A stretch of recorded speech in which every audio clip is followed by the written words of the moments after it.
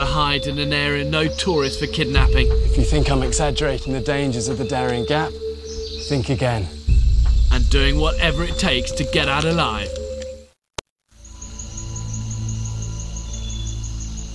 I spent 24 hours with the masters of jungle concealment, the Embera tribe.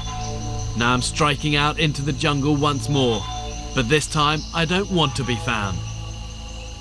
Here, your life may actually depend on staying undetected.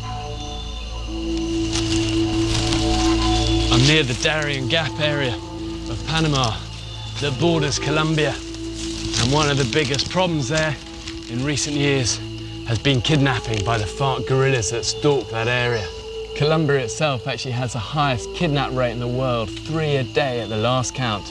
And therefore concealment actually becomes the key to staying alive. And the human body actually has a very distinct shape, especially the shoulders, head and shoulder. Therefore you want to try and break up that shape. And that's what I've got just with these palms.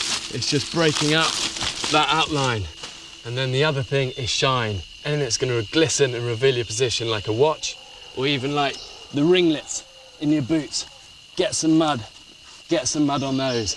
And also your face, just for a few lines down it, just to take the glisten away.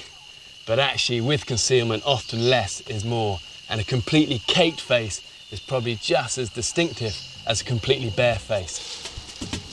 My training with the Special Forces taught me how to conceal myself.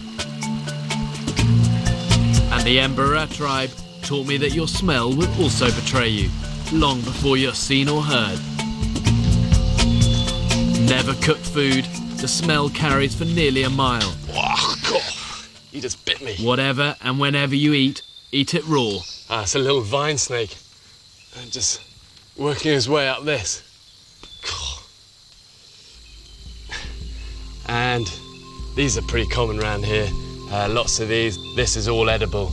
But when you're trying to conceal yourself, you want to do as little cooking as possible. You're making fire, that's all trace that you've been there, and also smell. And get rid of that. Let the muscles stop twitching.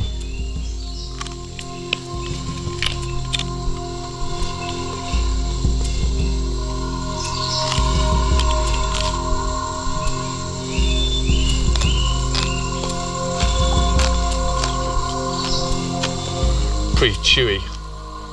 I might even keep this a little bit, even though it's still wiggling around. Wrap that up and keep for later. That's not all that the tribe taught me. When you're being hunted, the slightest mistake puts your life on the line. The Embera tribe are famous for being able to move through these jungles silently and without leaving a trace. And the way they used to teach the American GIs their jungle survival was to say, move like a tiger, effortlessly, really carefully. Be really careful about, grabbing trees, because a little movement down here is a big movement up there. If you think I'm exaggerating the dangers of the Darien Gap, think again. And I know of 2 Americans who were taken hostage by drug traffickers, and they demanded $5 million in ransom. And there were a few brief exchanges of dialogue, then it went quiet, and they've never been heard of again. If you feel that somebody's following you, what you need to try and do is throw them off your track. And the way to do that is avoid just walking in a straight line. Straight lines are very distinctive, and you very rarely get them in nature. So instead, you want to try and snake your way through. Anything that's an irregular pattern to it is good.